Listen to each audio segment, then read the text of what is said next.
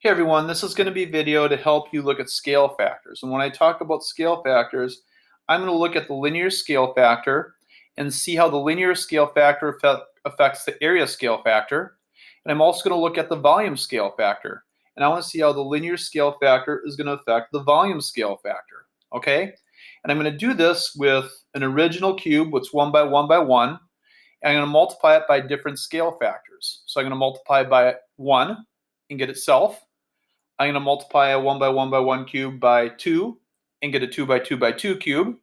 I'm going to multiply a 1 by 1 by 1 cube by 3 and get a 3 by 3 by 3 cube.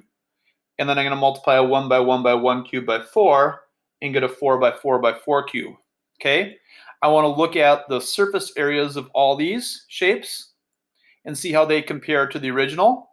And then I want to look at the volume of all these shapes and see how that's going to compare to the original. Okay? Now, I have a 1 by 1 by 1 cube right there.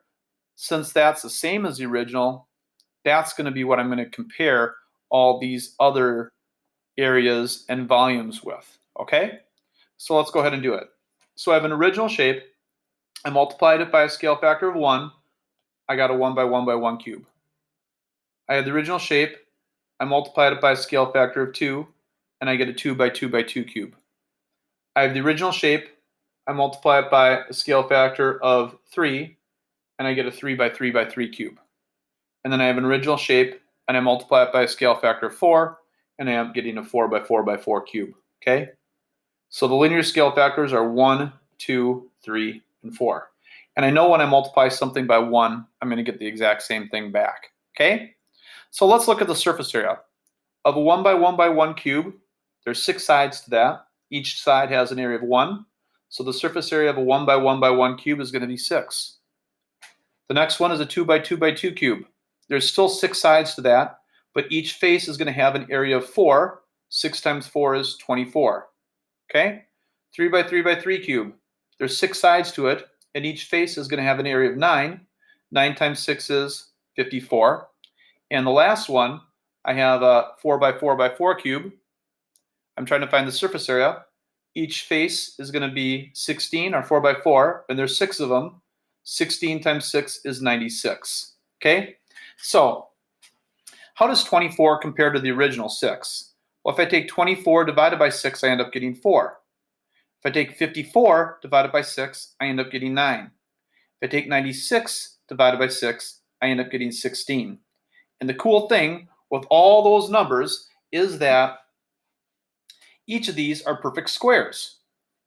4 is 2 squared. And the cool thing is the linear scale factor was 2. 9 is 3 squared. And the cool thing is the linear scale factor is 3.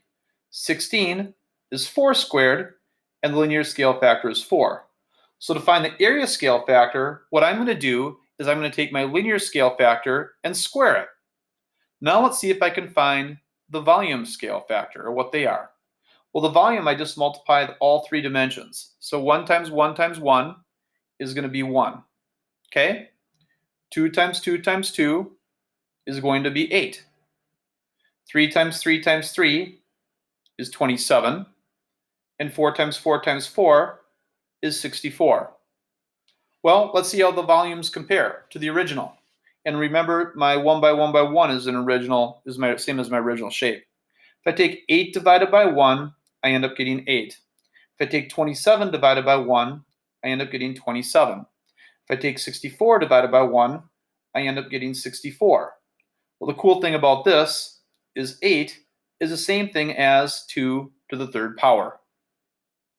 27 is the same thing as 3 to the third power. And 64 is the same as 4 to the third power. Notice that 4 to the third power is what I have when I have a scale factor of 4. 3 to the third power is what I get when I have a scale factor of 3. And 2 to the third power is what I get when I have a scale factor of 2. So the volume scale factor is just going to be the linear scale factor to the third power. Well, how is that going to help me with my math assignment? Well, let's go over here and look at one of the problems that you had. You had a problem that looks sort of like this in your math assignment today. So I'm going to bring that up there like that. So I know that my linear scale factor, if it's 5/9, to find my area scale factor, what I'm going to do is take 5 divided by 9 squared. And I can kind of do that when I think in my head. 5 squared is 25. 9 squared is 81. So that's going to be 25 over 81. Now to find the volume scale factor, or volume ratio, I'm going to take 5/9 to the third power. Well, 5 to the third power is 125. I can do that one in my head. I might need a little help for my 9 to the third power. So I have a calculator here. I'm going to go 9 times 9 times 9, or 9 to the third power, and that's equal to 729. So my volume scale factor is going to be 125 divided by 729. And that's if my linear scale factor is 5/9. Now let's see what I do to find my linear scale factor if my area scale factor is 36 over 121. Well, what I do is I have to undo squaring, and I take the square root of it.